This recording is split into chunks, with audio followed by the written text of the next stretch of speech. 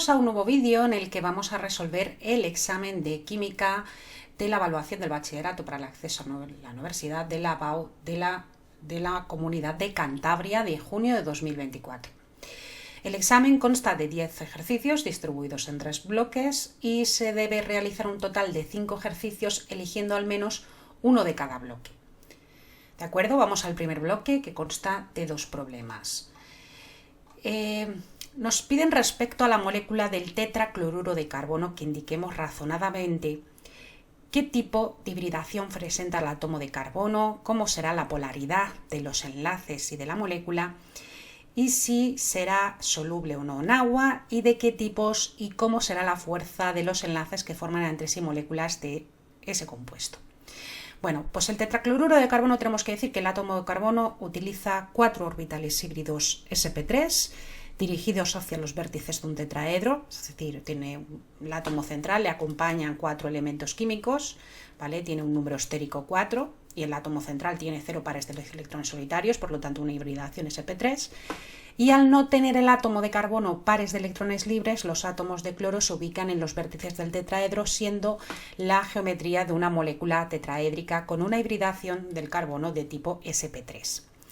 ¿Cuál es la polaridad de los enlaces de la molécula? Al ser el cloro más electronegativo que el carbono, la molécula presenta 4 dipolos dirigidos hacia el átomo de cloro.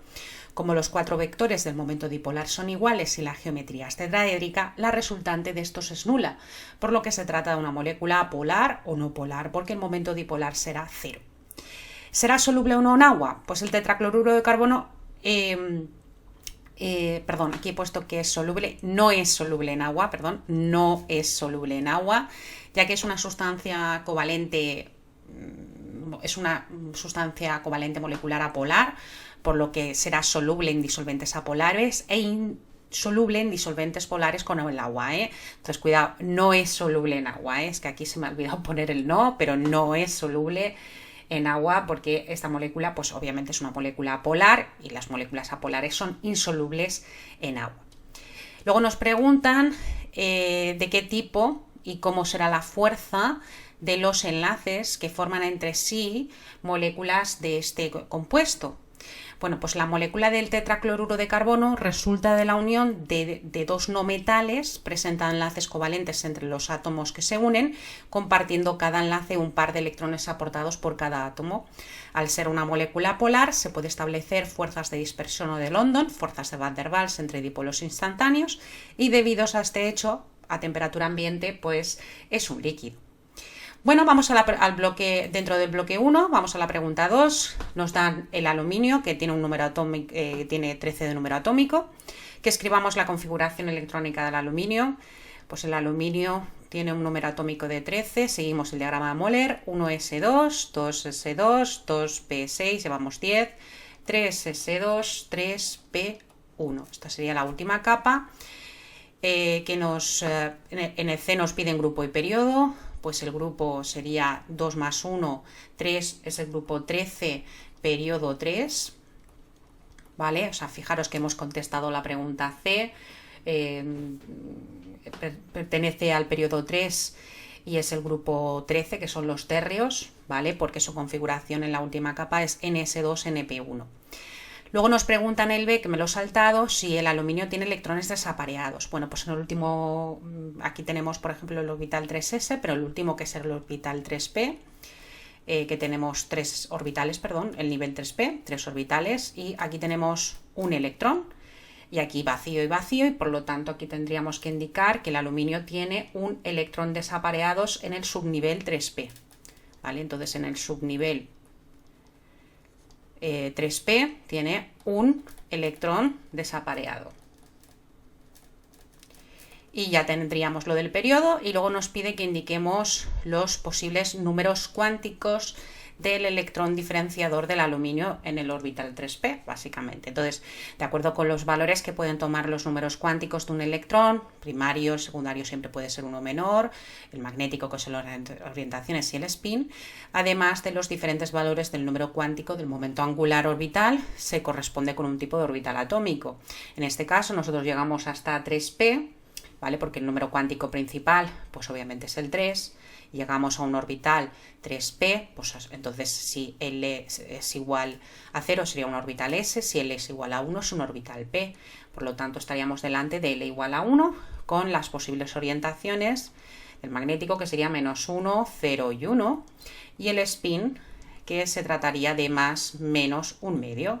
Entonces aquí todas las posibles combinaciones que podemos hacer pues sería 3, 1, menos 1, menos 1/2. Perdón, que aquí quería poner una coma y he puesto algo raro. ¿Vale? Luego sería 3, 1, menos 1 y más 1/2. Luego sería 3, 1, 0, menos 1/2. 3, 1, 0 más 1/2, ¿vale? Y luego tendríamos 3, 1, 1 menos 1/2 y por último 3, 1, 1, y perdón, que aquí me he dejado 1/2 y más 1/2, ¿vale? Cuidado que aquí me había dejado 1/2. Entonces, esas son las 6 posibles combinaciones posibles que nos podemos encontrar. Bueno, pregunta bastante asequible, ¿no? Vale, vamos a la pregunta 3, que de estas hemos hecho un montón en clase. Tenemos una pila que está formada por cobre y aluminio, que tiene potenciales de reducción estándar de 0,36 voltios y menos 1,65 voltios respectivamente. Nos piden que hagamos un esquema con la pila electrolítica formado por estos elementos y con todo lo necesario para que funcione, electrones y conexiones. Luego que indiquemos qué electrodo funciona como ánodo y qué reacción tiene lugar, que indiquemos el electrodo que funciona como cátodo y la reacción que tiene lugar, y señala en qué sentido circulan los electrones y calcula la diferencia de potencial. Bueno, pues una pregunta bastante completa, típica clásica de examen.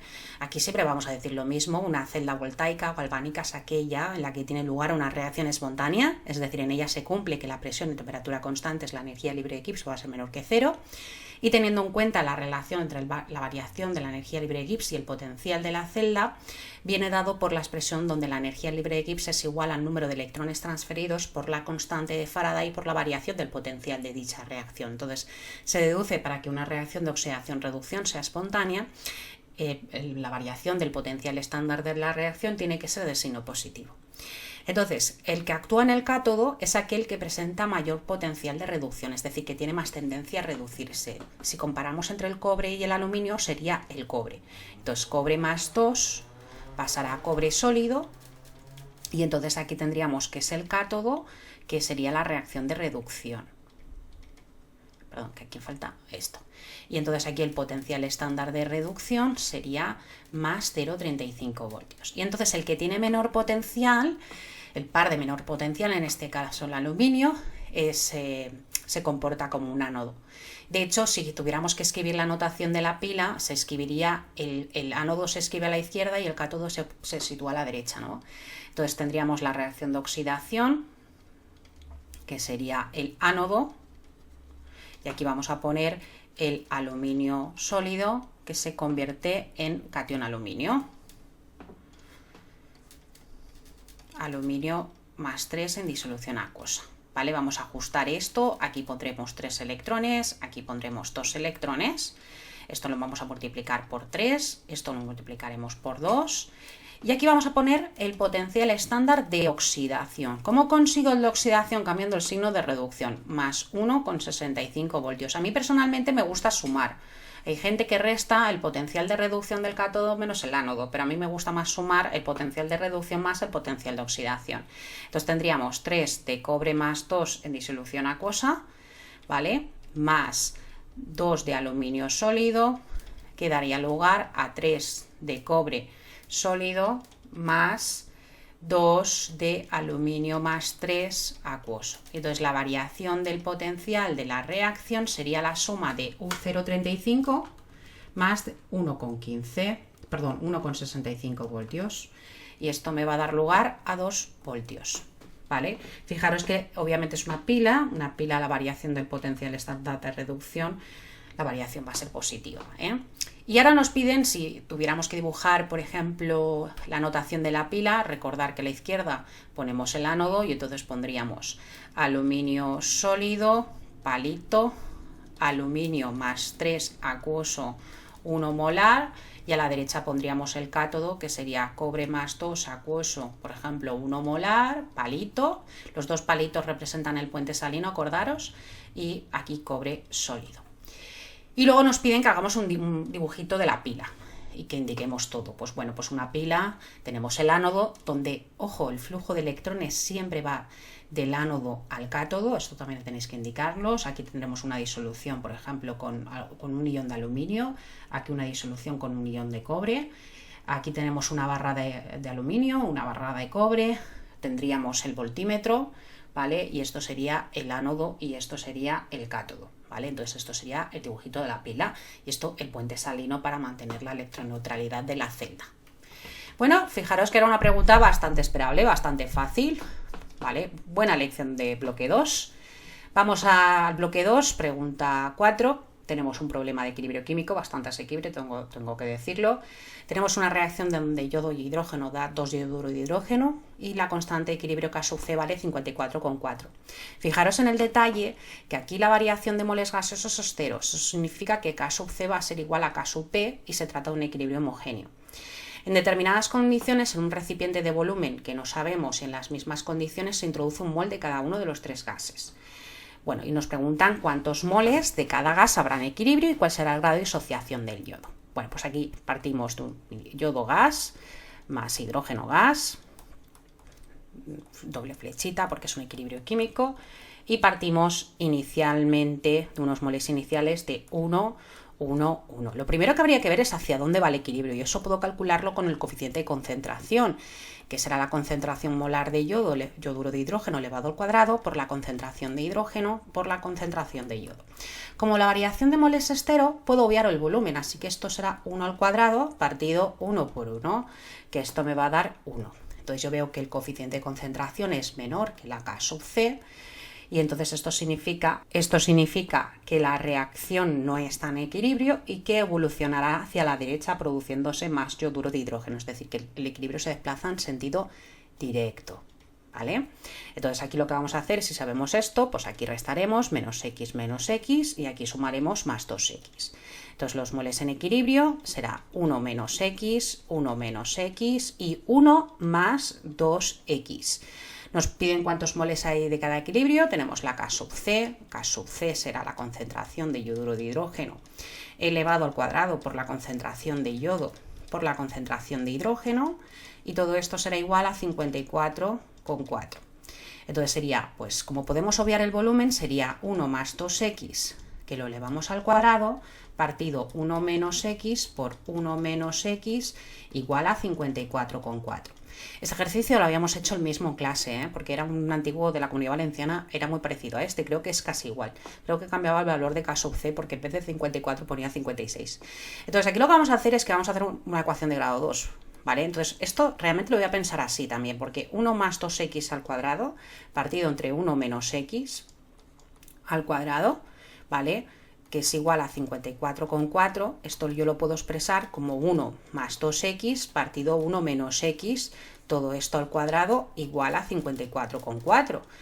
Con lo cual podría decir que 1 más 2x partido 1 menos x es igual a la raíz de 54,4. Y entonces esto me quedará que es una ecuación, en vez de grado 2, pues me quedará que es una ecuación pues de grado 1, y entonces será mucho más fácil de resolver, que incluso podría resolverlo con la calculadora.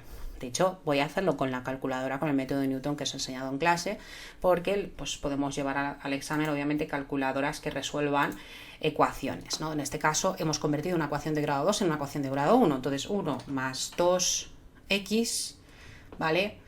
Dividimos entre 1 menos x, y entonces esto será igual a la raíz de 54,4. Le damos a resolver ecuación. Y entonces aquí tenemos que el resultado es de 0,68 moles. Entonces x es igual a 0,68 moles, que también será molar porque el volumen, bueno, en este caso, perdón, no será molar, serán moles porque hemos despreciado el volumen porque la variación de moles gaseosos es 0. Una vez que yo sé la x, sé que son 0,68, pues puedo calcular pues puedo calcular pues cuáles son los moles que hay en equilibrio. En todo caso, los moles en equilibrio de yodo y de hidrógeno son los mismos moles, ¿no? Porque es 1 menos X, con lo cual 1 menos 0,68, ¿vale? Entonces 1 menos 0,68 sería 0,32 moles. Y los moles en equilibrio de yoduro de hidrógeno pues sería igual a 1 más 2 por 0,68. Así que pues tendría que 1 más 2 por 0,68, pues esto sería igual a 2,36 moles. 2,36 moles. Entonces fijaros que ya tendríamos calculado esto, y tendríamos calculado este equilibrio químico, tendríamos calculado los moles de cada gas en equilibrio, y solo nos quedaría por calcular el grado de disociación del yodo. Entonces el grado de disociación en este caso será X partido los moles iniciales por 100 si los queremos expresar en porcentaje. Perdón, esto es la respuesta del A, esta es la respuesta del B, así que esto será igual a X, que es 0,68 partido unos moles iniciales de 1 por 100, y entonces aquí tendríamos que 0,68 partido 1 por 100, pues estaríamos hablando de un 68%. La verdad es que nos da numeritos muy bonitos. Y bueno, y con esto ya tendríamos nuestro ejercicio resuelto, ¿vale? Muy bien, vamos al quinto problema del bloque 2, seguimos con el bloque 2. Y el siguiente problema es un problema que también hemos hecho muchas veces en clase porque se trata de un principio Le Chatelier. Nos da una reacción donde tenemos 4 de amoníaco con oxígeno que da nitrógeno y agua. Fijaros que es un equilibrio heterogéneo porque el agua es líquida. Aquí la variación de moles gaseosos, fijaros que aquí sería 4 y 3, estos son 7, y aquí 2, ¿vale? Entonces sería 2 menos 7, la variación sería menos 5, porque el agua no forma parte del equilibrio químico. Y me pide que razone pues, ciertas modificaciones del principio Le Chatelier, ¿no? Me pide que razone cómo tendría que modificarse la temperatura para aumentar la proporción de nitrógeno molecular una vez alcanzado el equilibrio. Bueno, pues según el principio Le Chatelier, dice que cualquier cambio en una de las variables que determinan el estado de equilibrio en un sistema causa un desplazamiento del equilibrio en el sentido de que tiende a oponerse el cambio a la variable modificada. Si se disminuye la temperatura, de acuerdo con el principio Le Chatelier, el sistema evolucionará, de forma que se produzca un aumento de la temperatura, es decir, en el sentido de que se desprende calor. ¿Por qué? Porque vemos que aquí esto es una reacción exotérmica, es una reacción que desprende calor, y entonces el sistema en este caso, perdón, aquí hay un punto, el sistema, si nosotros disminuimos la temperatura, el sistema se desplazará en sentido directo hacia la formación de nitrógeno, ¿vale? Entonces ya lo tendríamos razonado, ¿no? Ahora en el B te dice, razone cómo tendría que modificarse la presión para aumentar la proporción de nitrógeno. Bueno, pues aquí lo que tendría que hacer es aumentar la presión, ¿no?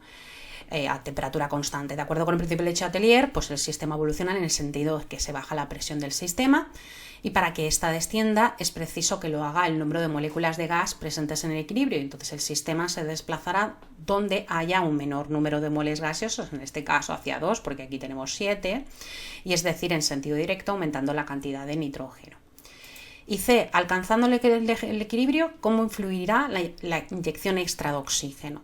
Bueno, si aumentamos la concentración de oxígeno o la presión de oxígeno, de acuerdo con el principio de Le Chatelier, el sistema evoluciona en el sentido donde se consuma parte de ese oxígeno añadido, ¿vale? Entonces el sistema se desplaza hacia la formación de nitrógeno, ¿de acuerdo? Y hacia la formación de nitrógeno y productos, ¿eh? Entonces se consumiría el nitrógeno y entonces el sistema iría en sentido directo, ¿vale?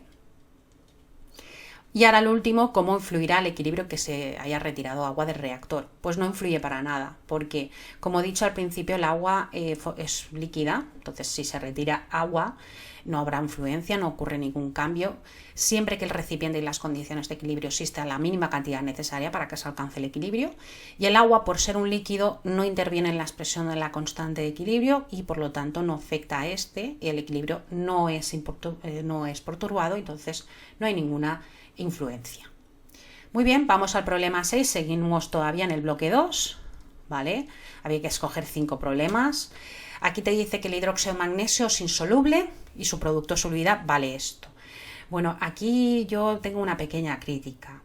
Esta solubilidad, cuando yo la veo, no sé, bueno, el producto de solubilidad, me dicen KPS, vale, nada, había entendido producto de solubilidad, la KPS, producto de solubilidad, 8,9 por 10 elevado a menos 12.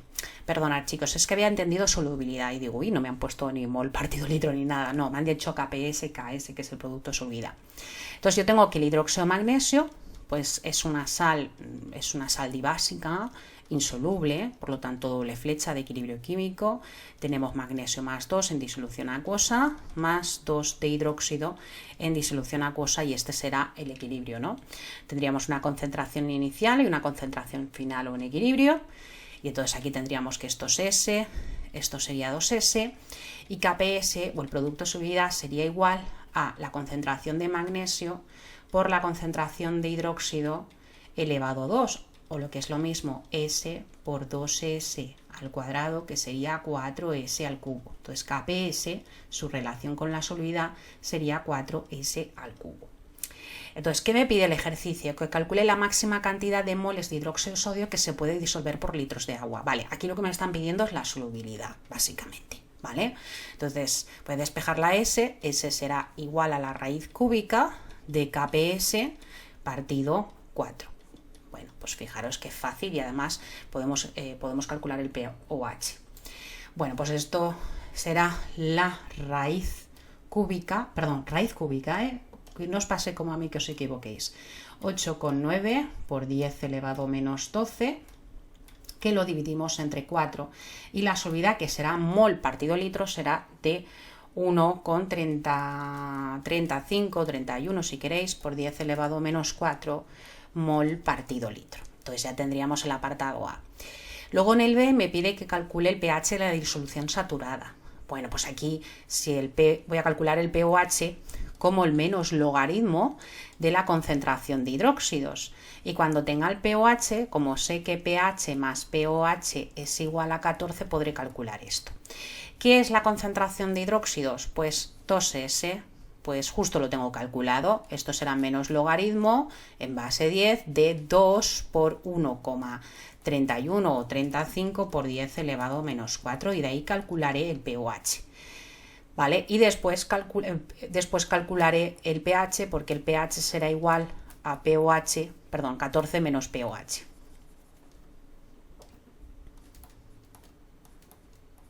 Entonces esto lo tengo casi listo.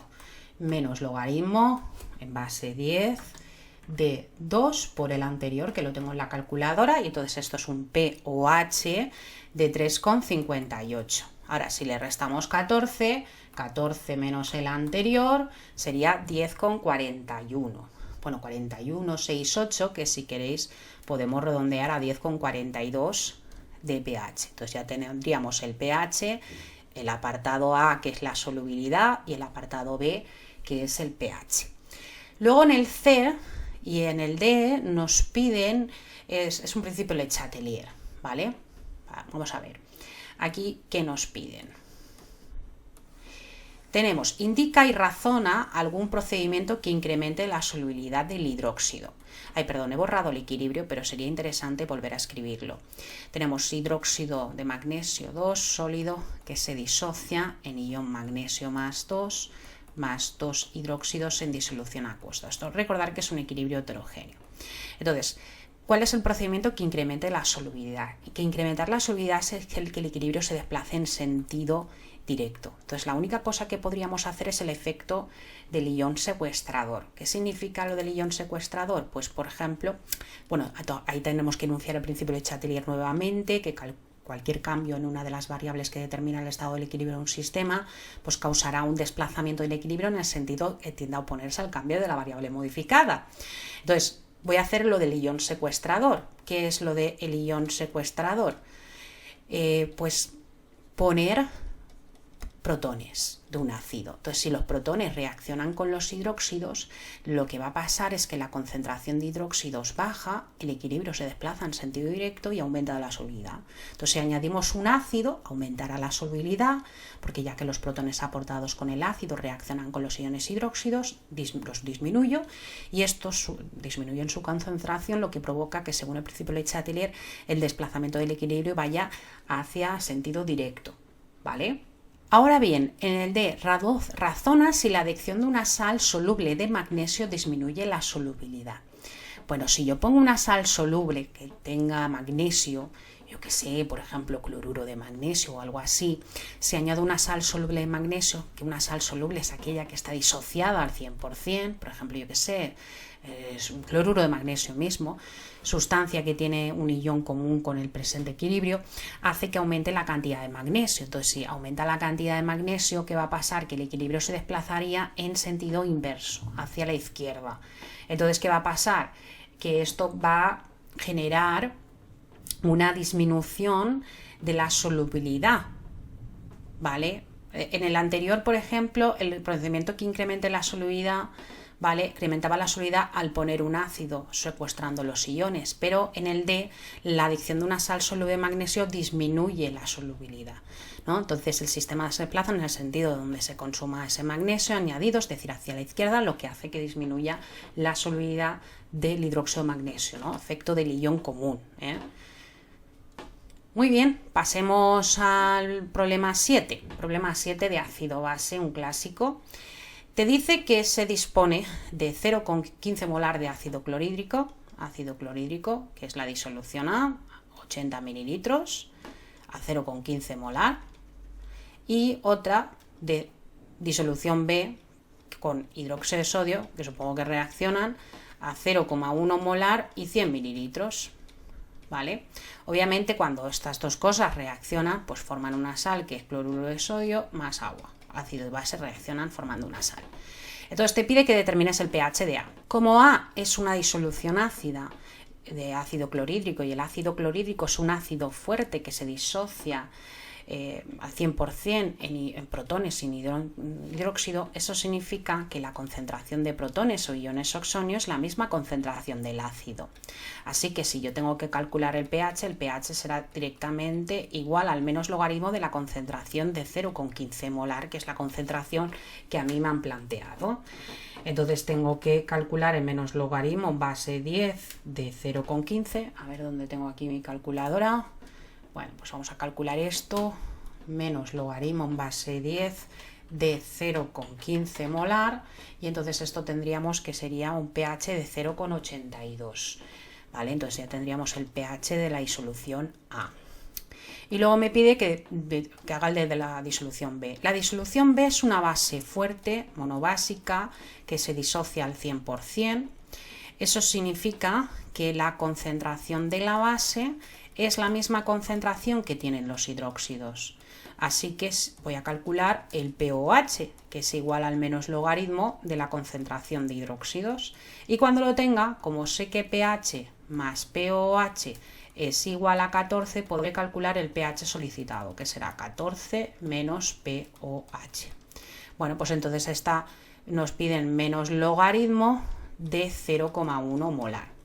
Esto será 1, ¿vale? Entonces nos va a dar 1 el pOH, y 14 menos 1 pues nos va a dar 13. Así que el pH de esta disolución de la B sería un pH de 13. Luego nos dice que si mezclamos ambas disoluciones, ¿cuánto valdrá el pH de la disolución resultante? Bueno, pues esto no sé qué ha pasado este año y que todo ha sido neutralización. Entonces nada, pues aquí acordaros que esto es un ejercicio de reactivo limitante, entonces lo que vamos a averiguar es quién está en exceso, ¿no? Para poder calcular el pH resultante. Entonces vamos a averiguar quién de los dos está en exceso por medio de reactivo limitante. Bueno, primero lo que vamos a hacer es calcular el número de moles del ácido clorhídrico, que será igual a la molaridad por el volumen en litros, que será 0,15 molar por un volumen de 80 por 10 elevado menos 3 litros. Y vamos a calcular esa molaridad. Luego vamos a calcular la molaridad del hidróxido de sodio, que será lo mismo, 0,1 molar por un volumen de 0,1 litros. ¿Vale? Entonces tenemos la primera concentración de moles, primera concentración molar por el volumen, que será 0,15 por 80 por 10 elevado menos 3.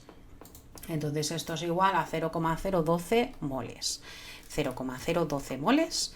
Y luego tendríamos que aquí sería 0,1, que lo multiplicamos por 0,1, que sería 0,01, ¿vale? 0,01. Entonces, ¿Quién es el reactivo limitante? Si comparamos los moles de ácido clorhídrico, lo dividimos por el cociente de los moles de hidróxido de sodio y la relación estequiométrica es 1:1, claro, la división de 0,012, que lo divido entre 0,01, esta relación matemática me da 1,2, que es mayor que 1, y eso significa que el reactivo limitante en este caso sería hidróxido de sodio. Entonces, ¿quién es el que? Este es el que está, es el reactivo limitante y este es el que está en exceso. Eso significa que la disolución resultante va a ser una disolución ácida. Entonces, si los moles de los protones son los mismos moles de los hidróxidos en la neutralización y la relación es 1:1, lo que vamos a calcular son los moles de protones sobrantes o de ácido clorhídrico sobrante, porque serán los que hemos aportado menos los que consumiremos por estequiometría. Aportados hemos aportado 0,012 y como la relación es 1:1, lo que deberíamos consumir es 0,01. Por lo tanto, el sobrante, si restamos 0,012 menos 0,01, aunque esto es una tontería hacerlo en la calculadora, nos da que esto, el sobrante es 2 por 10 elevado a menos 3 moles. Y considerando que los volúmenes son aditivos, podemos calcular la concentración de protones, que en realidad es la concentración del ácido clorhídrico que sobra.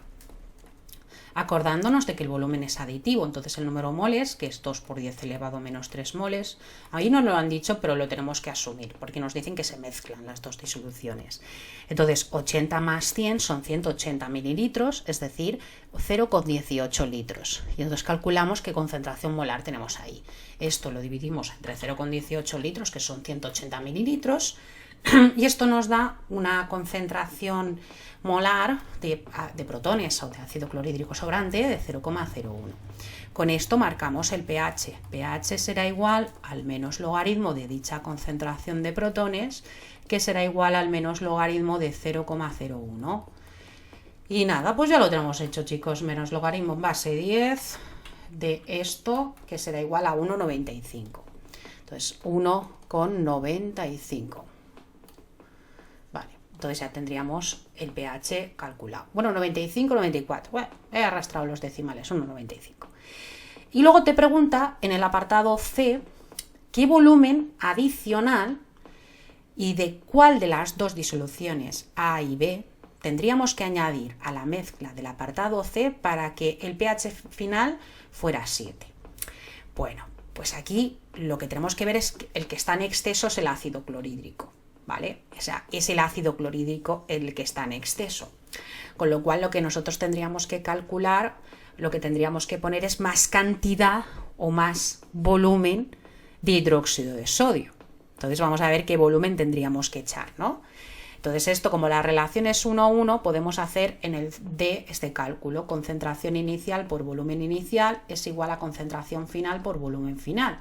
Como el limitante es el limitante es el hidróxido de sodio, el que está en exceso, el ácido clorhídrico, pues 0,15 molar por un volumen de 80 mililitros va a dar una concentración de 0,1 molar y para que haya neutralización calcularemos dicho volumen final. Entonces esto sería 0,15 por 80 dividido entre 0,1 y esto nos va a dar que el volumen final son 120 mililitros para que haya neutralización. Es decir, si yo parto de 100 mililitros, lo que tendría que haber añadido sería, deberemos añadir 20 mililitros adicionales de hidróxido de sodio. ¿Vale? Esto también podéis poner como concentración del ácido por el volumen del ácido es igual a la concentración de la base por el volumen de la base. Y ojo, que esto solo lo podéis hacer, cuidado, si la relación es 1:1. Si no, tendríamos que hacerlo por estequiometría, ¿eh? Bueno, pues con esto ya tendríamos el ejercicio solventado. Vamos al problema 8. Nos dicen que si añadimos a una reacción, añadimos un catalizador, razones si son verdaderas las siguientes afirmaciones. Y la primera es falsa, porque te dice, la entalpía de la reacción aumenta.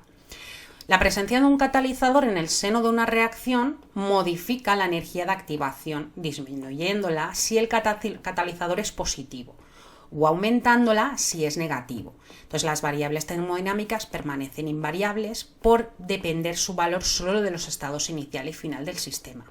Así que el catalizador no afecta la entalpía de la reacción. Entonces, un catalizador tenemos que tener en cuenta que es catalizador no afecta la entalpía de reacción porque se trata de una función de estado. Entonces, la afirmación es falsa, la reacción no aumenta. B, la reacción se hace más espontánea. Pues esto es falso, porque la presencia de un catalizador pues tampoco afecta a la espontaneidad de la reacción, ya que esta depende de las variaciones de la entalpía y la entropía de la reacción, que son funciones de estado. Y un catalizador tampoco afecta a la entalpía de una reacción, con lo cual tampoco va a afectar a la espontaneidad. La energía de activación disminuye. Pues eso es verdadero. Un catalizador lo que hace es disminuir la energía de activación necesaria para acelerar la reacción química y que la reacción ocurra a mayor velocidad. Es decir, solo actúa en una reacción química disminuyéndolo, si es positivo, la energía de activación, por lo que al aumentar el número de moléculas con energía suficiente para alcanzar el valor de energía de activación, aumenta la velocidad, no influyendo para nada en las variables termodinámicas. Se llega más rápido al equilibrio. Reactivos es igual a productos. Verdadero, la adicción de un catalizador no afecta al equilibrio, ya que los catalizadores solo disminuyen la energía de activación, tanto de la reacción directa como de la reacción inversa, afectan al tiempo en que tarda en producirse los productos, no a la cantidad producida, ¿no? Entonces el equilibrio se alcanza en menos tiempo.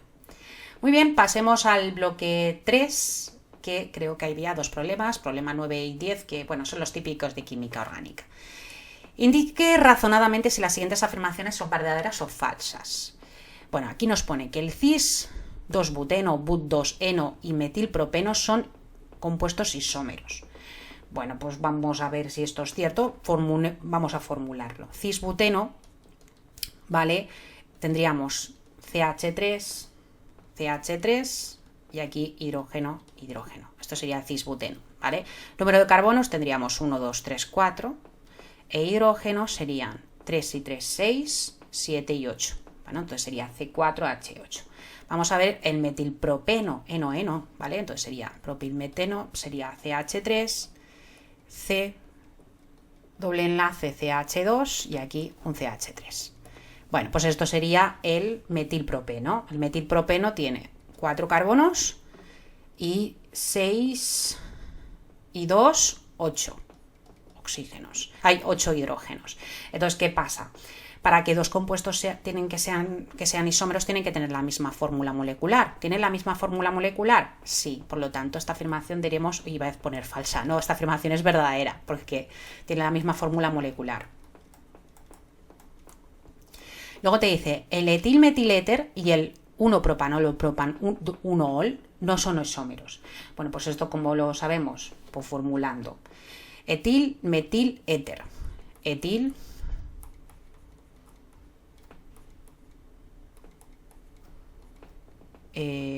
metil, éter. Y me falta un metil. Perdón, que he puesto una acetona. Es un éter, perdón. Vale, ahora sí. Es que he dibujado una acetona sin darme cuenta. Etil, metil, éter. Ahora sí que lo tengo bien formulado. A ver, y luego tenemos que fórmula molecular será C3... H678 y un oxígeno. Y el 1-propanol, pues el 1-propanol sería CH2OH, CH2, CH3. Y esto sería C3, H, 3 y 2, 6. 3 y 2, 5, 6, 7 y 8. 8 y 0. Bueno, pues sí son isómeros. Son isómeros porque tienen la misma fórmula molecular, por lo tanto la afirmación es falsa porque aquí te dice que no lo son y sí lo son.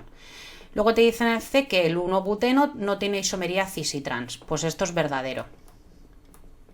Mirad, para que haya isomería cis y trans, el carbono 1 está unido a dos grupos que son iguales, que son dos átomos de carbono, y el truco es que si tú formulas el 1-buteno, el doble enlace no está en medio, entonces no se puede hacer una isomería cis y trans, ¿vale? Porque tiene que haber un doble enlace y tiene que estar unido a dos grupos iguales o dos átomos de hidrógeno, con lo cual no podría ser. Luego el 2,3-dimetilpentano no presenta isomería óptica. Pues vamos a ver. Para que haya isomería óptica tendremos que ver la presencia de carbonos quirales o asimétricos. Vamos a ver si tiene un carbono quiral o carbonos quirales. Quirales o asimétricos, que significa lo mismo, ¿eh? Un carbono asimétrico o carbono quiral lo hemos visto hasta en biología. Es aquel que comparte con 4 grupos químicos distintos, ¿vale? Entonces vamos a formular el 2,3-dimetilpentano y veamos. Pues vamos a formularlo. 1, 2, 3, 4, 5. En el carbono 2 tenemos un metil, en el carbono 3 tenemos un metil y luego completamos. CH3, CH, CH, CH2, CH3. Vamos a ver si hay isómeros o carbonos quirales. Este carbono no es quiral, este tampoco porque tiene 2 repes, este no es, bueno, este podría, este sí que tiene un carbono asimétrico, ¿no? Porque, mirad, este carbono, si lo vemos en forma desarrollada, a lo mejor lo veis mejor. Mirad, este carbono que tenéis aquí, lo voy a poner para que lo veáis, tiene un hidrógeno aquí, ¿no? Entonces, este carbono, esto es distinto, distinto, distinto y esto es distinto. Entonces, este carbono no tiene carbono quiral porque hidrógeno, hidrógeno, repe, este tampoco porque hidrógeno, hidrógeno, hidrógeno, repe, ¿no? Entonces, fijaros que este lo mismo, CH, CH3 repe, hidrógeno distinto, aunque el hidrógeno es distinto y todo eso distinto, tiene CH, CH3, metil, metil, repe.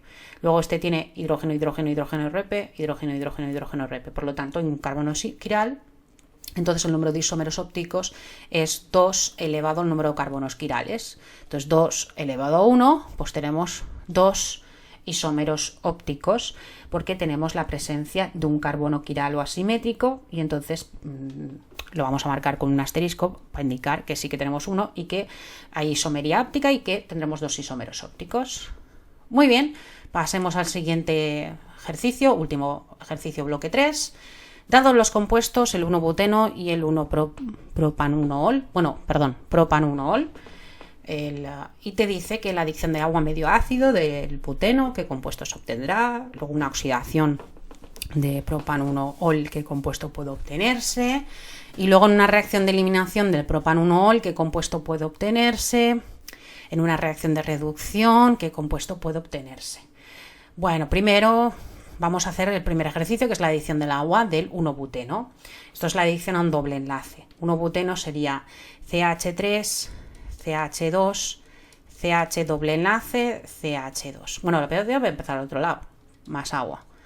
Bueno, esto es una adición al doble enlace. Aquí hay regla Markovnikov, el hidrógeno se va a ir aquí en el carbono que está más hidrogenizado, así que será CH3, CH2, CHOH, CH3. ¿Vale? Regla Markovnikov, ¿eh? Aquí diremos que Markovnikov, qué mal le escribo Markovnikov. ¿Vale? Entonces aquí pues hay una adición al doble enlace, perdón, que iba a poner 2 flechas, es una flecha. Entonces se forma un compuesto que es un alcohol secundario, que es el 2-butanol. Bueno, ya tendríamos el A. El B es una oxidación del propan-1-ol. Propanol, ¿no? Me resulta más orgánico decir 1-propanol, la verdad. Bueno, 1-propanol. 1-propanol sería CH3, CH2, CH2OH. Bueno, estoy empezando a la derecha en vez de la izquierda, pero eso como vosotros queráis. 1-propanol. Entonces el 1-propanol sí se oxida, oxidación. Vale, se trata de un alcohol primario. Y un alcohol primario cuando se oxida da un aldehído. Pero ¿qué pasa? Que no me han dicho qué oxidante es. Entonces, ¿qué pasa aquí? Que esto daría el propanal, ¿vale? Pero en realidad si el oxidante fuera muy, muy, muy fuerte, daría realmente un ácido carboxílico, que en este caso sería el ácido propanoico. Es que esto depende de qué oxidante te pongan, ¿vale? Entonces aquí habría otra oxidación, ¿vale? Y entonces esto sería el ácido propanoico. Si me hubiesen puesto, por ejemplo, el permanganato de potasio o algo de eso, pues sí que pondría directamente el ácido propanoico si fuera un oxidante, porque el permanganato de potasio, por ejemplo, o el dicromato de potasio es un oxidante muy fuerte. Luego te dice en el C la reacción de eliminación. Bueno, pues una reacción de eliminación es una reacción de deshidratación de alcoholes. Y las deshidrataciones de alcoholes, ¿qué dan? Estas deshidrataciones normalmente son en caliente con ácido sulfúrico y dan alquenos. Entonces será CH3, CH, doble enlace, CH2. ¿Qué nos va a dar? El propeno. Y una cosa que se me olvida escribir, el agua, ¿vale? Y luego te dice la obtención, la reacción de reducción del 1-propanol, ¿vale? Es un alcohol primario. Entonces, un alcohol primario cuando se reduce puede dar lugar a un alcano. Entonces el 1-propanol no puede, o sea, no se va a reducir a ningún compuesto oxigenado, ¿eh? Entonces aquí pues tendríamos el 1-propanol, CH2, CH2OH, ¿vale? Y entonces si ponemos una reacción de reducción, ¿vale? No va a dar lugar a ningún compuesto oxigenado y va a dar lugar al propano. CH3, CH2, CH3, y entonces sería el propano. Bueno, propano, con A, propano. Bueno, hasta aquí este vídeo, espero que os haya resultado muy útil. Nos vemos en el siguiente, espero que el examen os haya ido muy bien, sobre todo a los alumnos que os presentabais a Canarias, a Cantabria, espero que os haya ido muy bien el examen. El examen era muy asequible, si se elegía bien se podía sacar muy buena nota. Como siempre os digo, hay que estudiarse todo el temario y luego en el examen elegir, pero es verdad que los problemas eran muy asequibles, las cuestiones también, y la parte de química orgánica más que asequible. ¿Vale? Pues nada, espero que estos vídeos os resulten muy útiles y nos vemos en el siguiente. No olvidéis suscribiros, campanita y todas estas cosas. Hasta luego, chicos. Adiós.